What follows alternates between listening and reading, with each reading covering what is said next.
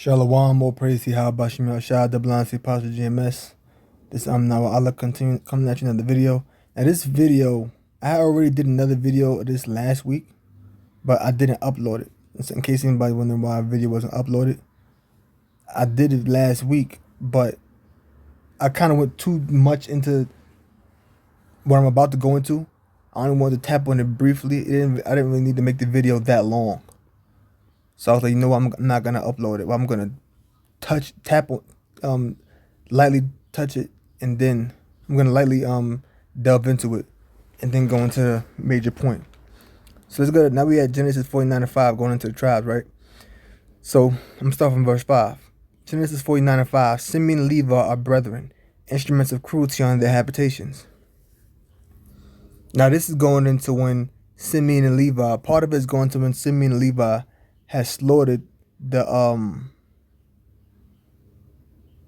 Hivites, because what happened was Shechem, who was the son of Hamor, had raped their sister Dinah. So what happens is they slaughtered them. They said, okay, well, you raped their sister Dinah, and they wanted, basically Shechem wanted to marry her, and Simeon and Levi wasn't down with that. So they said, okay, you want to marry our sister after you raped her? Y'all all got to circumcise yourselves, because that was the law among the Israelites, that you had to circumcise, that you had to be circumcised. So when Neil went circumcised, or had got circumcised, they agreed to it. They agreed to be circumcised because Shechem had really wanted to be with her. So basically he'd do anything to get her. So they all had gotten circumcised. And when they were all sore after the circumcision, that's when Simeon and Levi went among them and slaughtered all of them. Okay? And they had slaughtered all of them. But also the instrumental cruelty goes into what Simeon and Levi had got into in the Western Hemisphere of the world, which is the voodoo and that Santeria. Okay? Because in the last video that I didn't upload, I went deep into the situation with Dinah. But instead I said, you know what? I'm not going to go into it too deep on this part, because I don't want to take away from going into the characteristics of the tribes. So that's just to lightly touch on that. Y'all brothers can read on that in Genesis, the 34th chapter. So the instruments of cruelty are also going, and that's in the habitation, is also going into the voodoo. It says, "Oh my soul, come not into their secret." So before we get into that, before I break that down, let's give a background on that. Now this here is Wikipedia Haitian Vodou, or voodoo. It says Haitian voodoo was an African diasporic religion that developed in Haiti between the 16th and 19th centuries. It arose through a process of syncretism between several traditional religions of West and Central Africa and Roman Catholicism. There is no central authority and control of the religion, and much diversity exists among practitioners, who are known as voodooists, voodoo saints, or serviteurs. Now, it's a lot of information here, but I don't want to read too much into that, because I want to go right to the point. Because it says, "Come not into their secret," right? We got to find out, why was it a secret? So I just read some of it, like an introduction. Let me see. Do I want to read any of this? Let me see.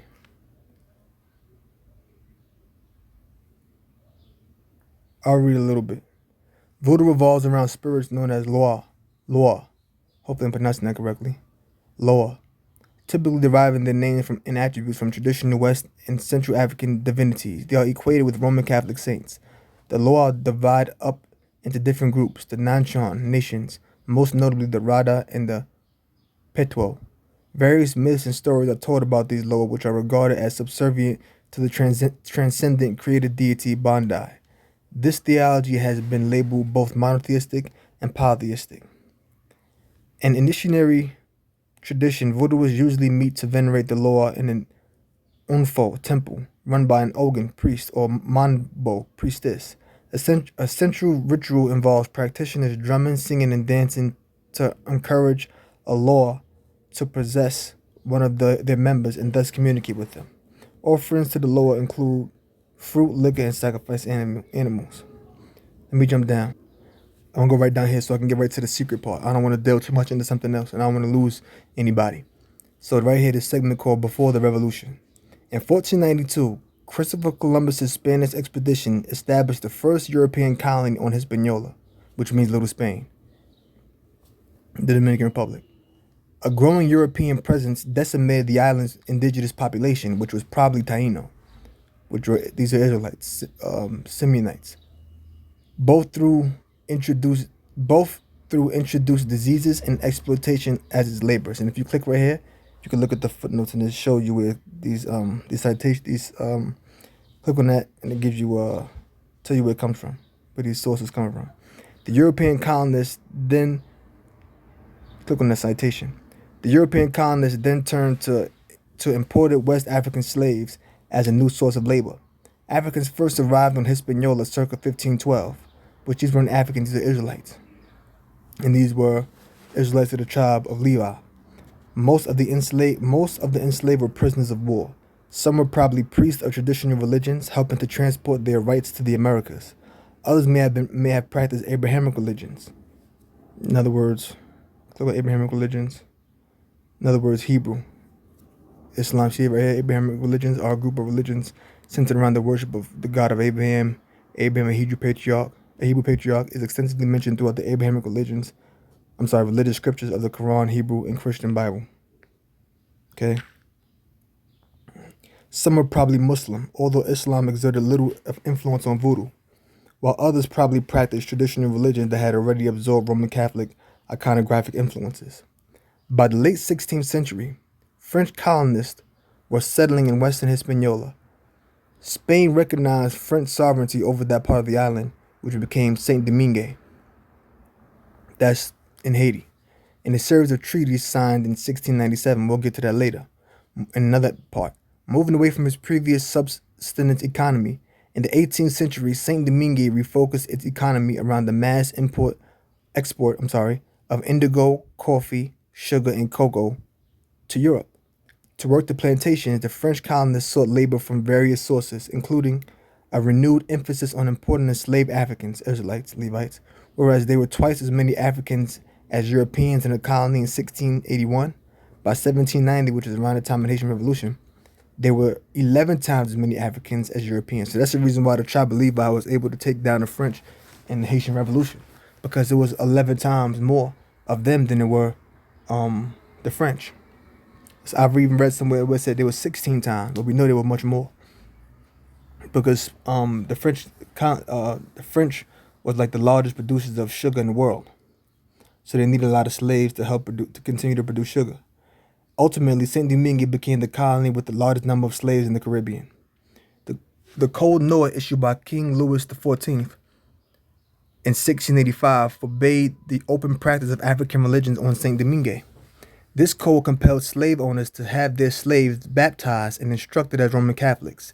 The fact that the process of enslavement led to these Africans becoming Christian was a key way in which the slave owners sought to morally legitimize the action. See, oh look, we're Christianizing them. Or oh look, we're turning them into Roman Catholics, to make it appear as if this was some type of moral act. However, many slave owners took little interest in having their slaves instructed in Roman Catholic teaching. They had no interest in it, truthfully. They often did not want their slaves to spend time celebrating saints' days rather than laboring.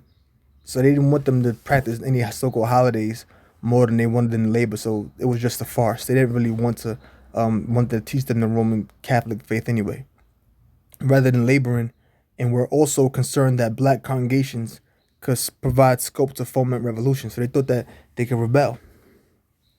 Enslavement destroyed the social fabric of African traditional religions, which were typically rooted in ethnic and family membership. Although certain cultural assumptions about the nature of the universe would have been widely shared among the enslaved Africans, which are Israelites. Remember that when you see that word there. Tribe of Levi specifically. They came from diverse linguistic and ethnocultural backgrounds and had to forge common cultural practices on Hispaniola. So you got to remember, these slaves were being brought from various parts of Western and Central Africa, so they spoke different dialects. They had different beliefs. But they had to forge a common cultural practice in Hispaniola. So they were far from Africa. They spoke different languages. had different ethnic backgrounds, so they had to forge together under some form of common cultural practices when they landed in Hispaniola. They had to form some type of bond, some type of alliance, having some type of commonality, if you will. Gradually, over the course of the 18th century, Vodou emerged as a composite of various African ethnic traditions, merging diverse practices into a more cohesive form.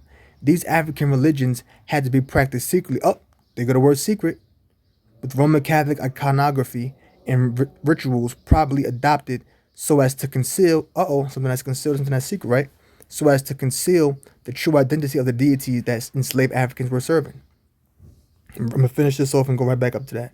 This resulted in a system of correspondences between African spirits and Roman Catholic saints. Afro-Haitians adopted other aspects of French colonial culture. Vodou drew influence from European grimoires, if I'm pronouncing that correctly, grimoires, which is like magic books, spell books, so-called, as well as European commedia performances like theater, which I'll get into that in a little bit in later parts. Also, an influence was Freemasonry after Masonic lodges were established across Saint Domingue in the 18th century. Vodou rituals took place in secret. Oh, did you go secret again? Usually at night. One such rite was described during the 1790s by a white man, Médéric Louis Ile Moreau de Saint Marie. Some enslaved Afro-Haitians escaped to form maroon groups, which often practiced voodoo in forms influenced by the ethno-cultural background of the leaders. Let's go back up to that part where they mentioned the word secret. Right here. Okay, on this line right there. It says these African religions had to be practiced secretly, with Roman Catholic iconography and rituals probably adopted so as to conceal the true identity of the deities that enslaved Africans were serving, Israelites. They resulted in a system of correspondences between African spirits and Roman Catholic saints. Now let's go back to Genesis 49. Genesis 49, verse 5 and 6. Simeon and Levi are brethren, instruments of cruelty are in their habitations. O my soul, come not thou into their secrecy. Don't come into their secret. Now, part of that secret is how Simeon and Levi had plotted or had counsel among one another to slay the Hivites for the act that Shechem had done to their sister. But their secret is also talking about its voodoo. Because remember, when you go back to Genesis 49 and 1, it says, and Jacob called unto his sons and said, gather yourselves together, that I may tell you that which shall befall you in the last days. He said, I'm going to tell you what shall befall you in the last days. So these things that we're reading is relating to the last days. It's relating to the last days. Oh, well, that was thousands of years ago, so how could that be the last days, brother? Hebrews 1 and 1. The Most High, who at sundry times and in divers manners spake in time past unto the fathers by the prophets, hath in these last days spoken unto us by his Son, whom he had appointed heir of all things, by whom he made the world. So this is the Apostle Paul. This right here is being said 2,000 years ago. So 2,000 years ago, it was the last days. So when Jacob said to his sons, this is what shall befall you in the last days, he wasn't necessarily talking about at the very time in which he was saying it to them. He was talking about a time period in the future. And don't mind that noise in the background. He was talking about a time period in the future. So if the time of the Apostle Paul, 2,000 some odd years ago, was looked at as, around 2,000 years ago, looked at as the last days, how much more when Columbus came over here 500 years ago, or over the period when the slaves were brought over here, roughly about 500 years ago. That's definitely going to be viewed as the last days, right? If this was written roughly 2,000 years ago, and it was looked at as the last days, how much more 500 years ago when the slave trade began?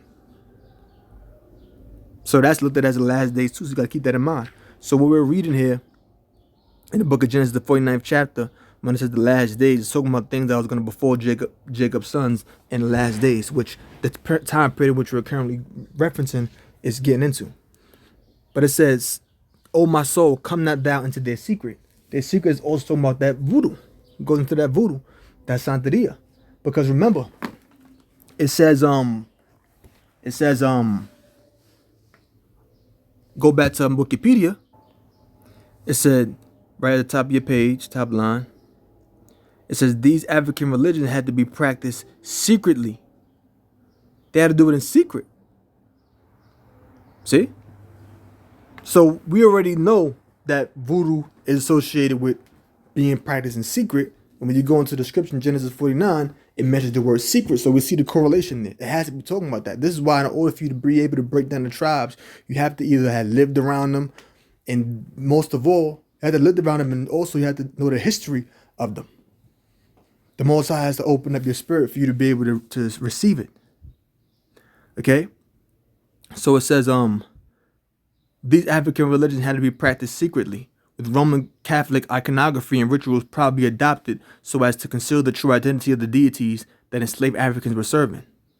This resulted in a system of correspondences between African spirits and Roman Catholic saints. So it was a system of correspondences, something that corresponds, something that relates between African spirits and Roman Catholic saints. Now, what is that called?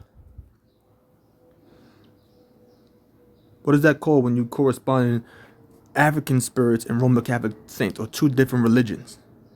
You're synchronizing them. You're synchronizing different religions, or religious syncretism. Let's go into that real quick. Religious syncretism. This is from Wikipedia. Religious syncretism is the blending of religious belief systems into a new system, or the incorporation of other beliefs into a religious tradition.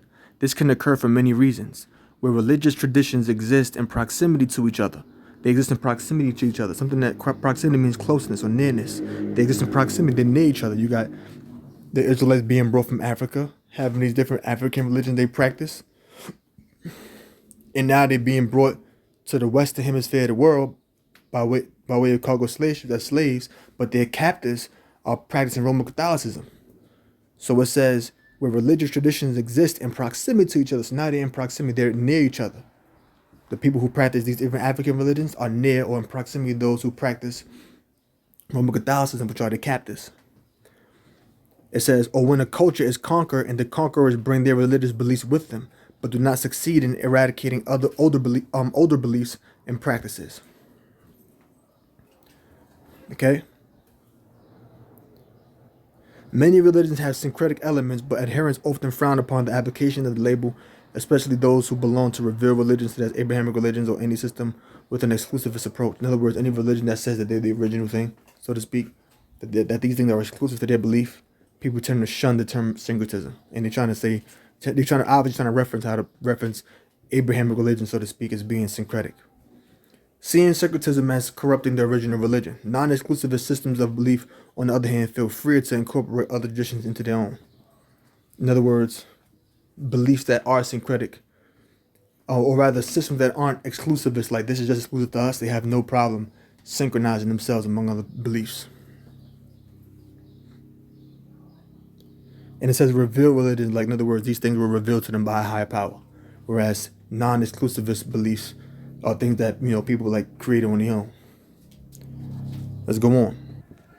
Now, I'm going to stop right there. But what I'm going to do is I think I'm going to title this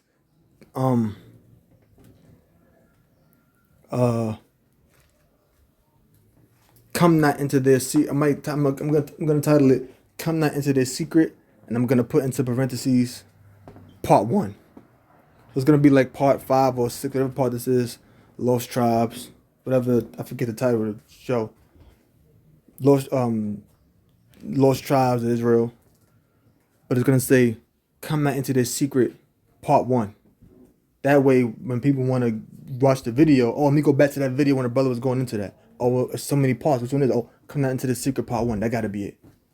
That way, you can know exactly what part of the video you can go back to whenever you want to rehash on these things.